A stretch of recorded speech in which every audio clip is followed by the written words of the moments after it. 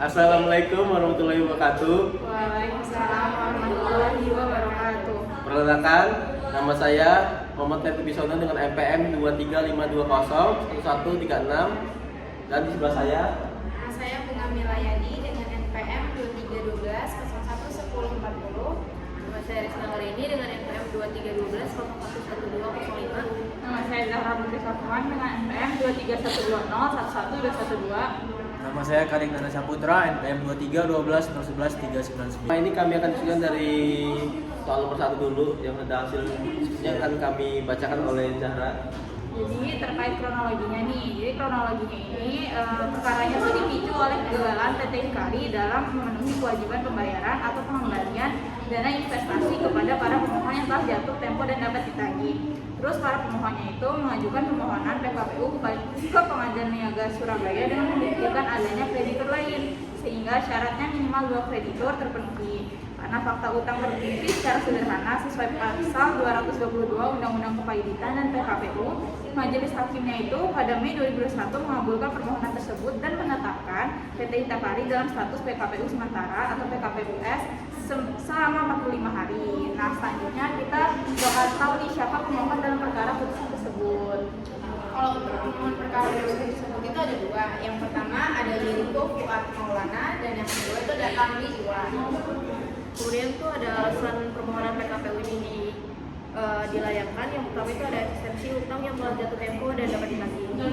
Nah, alasan utama yang mendasari permohonan ini tuh adanya kewajiban pembayaran yang telah melewati batas waktu yang diperjanjikan. Nah, debitur itu yang tidak dapat atau memperkirakan tidak akan dapat melanjutkan membayar utang-utangnya yang sudah jatuh waktu dan dapat ditagih, dapat memohon PKPU agar dapat mengajukan rencana perdamaian. Kemudian yang kedua itu adanya hubungan hukum, yaitu dasarnya perjanjian. Permohonan ini muncul dari hubungan hukum antara pemohon dan termohon yang berkaitan dengan instrumen keuangan atau kontrak komersial. Nah, dalam pertimbangannya, pemohon ini mendalilkan bahwasanya termohon ini memiliki kewajiban pembayaran sejumlah uang kepada pemohon. Kemudian kewajiban tersebut timbul dari kesepakatan tertulis yang sah secara hukum dan hingga batas waktu yang telah ditentukan, termohon ini belum melakukan pelunasan secara penuh. Kemudian yang ketiga adanya kreditur lain atau syarat dari konkursusnya. Nah, untuk memenuhi syarat formal permohonan PKPU ini, pemohon itu harus membuktikan adanya minimal 2 kreditur. Nah, dalam perkara ini, pemohon membuktikan bahwa termohon PKPU ini tidak hanya memiliki utang kepada mereka, tetapi juga kepada pihak ketiga lainnya. Nah, hal ini merupakan syarat mutlak agar asas pari passu pro raparte, pembagian secara proporsional dapat diterapkan jika terjadi sengketa umum. Wah, cukup bagus deh, jangan jadi panjang gitu. Iya. Kan sih. Terus yang selanjutnya itu apa? Tentang apa sih? Ya, kayak saja soal cerita apa sih gitu. Oh, Biar kita lebih paham lagi nih gitu. ini putusan majelis hakim ini. Putusan majelis hakimnya itu gimana itu? Gimana ya, putusan majelis hakim PN tentang permohonan PKPU dan analisis putusan itu? Oh, gini. Gimana tuh? Itu kabar putusan hakim majelis PN itu tentang permohonan PKPU dan analisis putusan. Majelis hakim di Pengadilan Niaga biasanya akan memberikan putusan berupa mengabulkan PKPU sementara, menunjuk hakim pengawas dan menunjuk pengurus kurata sementara. Jadi kalau analisis yang gua baca, yang gua udah aktif sebelumnya, putusan hakim pada dasarnya mempertimbangkan terpenuhinya syarat format dan material PKPU, yaitu adanya utang jatuh tempo dan lebih dari 1 kreditur. Hakim cenderung mengabulkan PKPU sementara sifatnya memberikan kesempatan bagi debitur untuk menawarkan perdamaian. Dari sisi hukum sendiri yang gue baca, putusan ini mencerminkan asas keadilan dan kemanfaatan karena tidak langsung mempilotkan debitur, mereka memberikan ruang negosiasi terlebih dahulu. Namun di sisi lain ada potensi penyalahgunaan PKPU oleh debitur yang hanya ingin menunda pembayaran tanpa itikat baik gitu.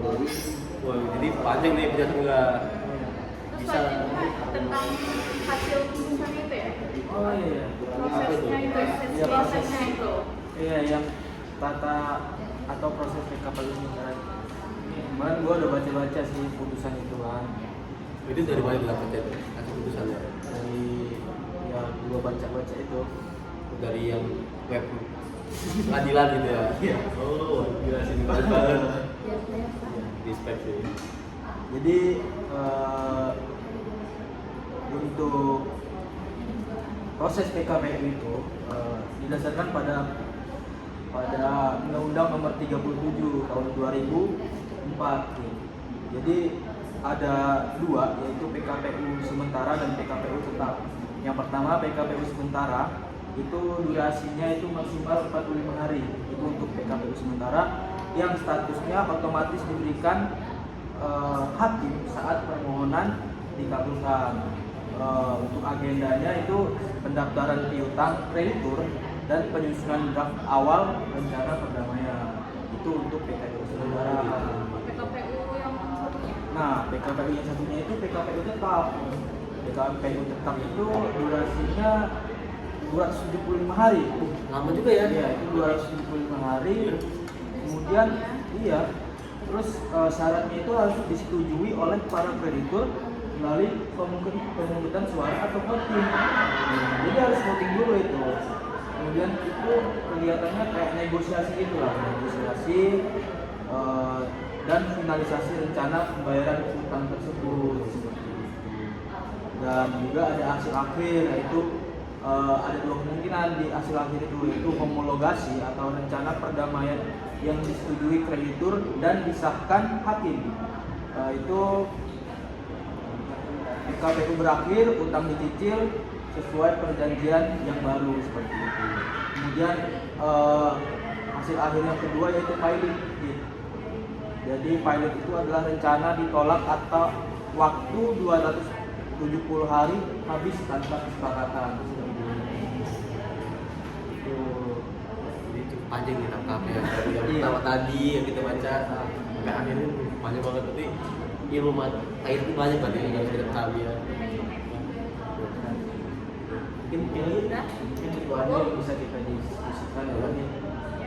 Sangat kita diskusi yang sangat singkat, tapi bermanfaat lah sebenarnya bagi nonton nanti ya. Daging. Wah, gila, keren sih. Dan dari kami, terima kasih. Wassalamualaikum warahmatullahi wabarakatuh. Waalaikumsalam. Waalaikumsalam.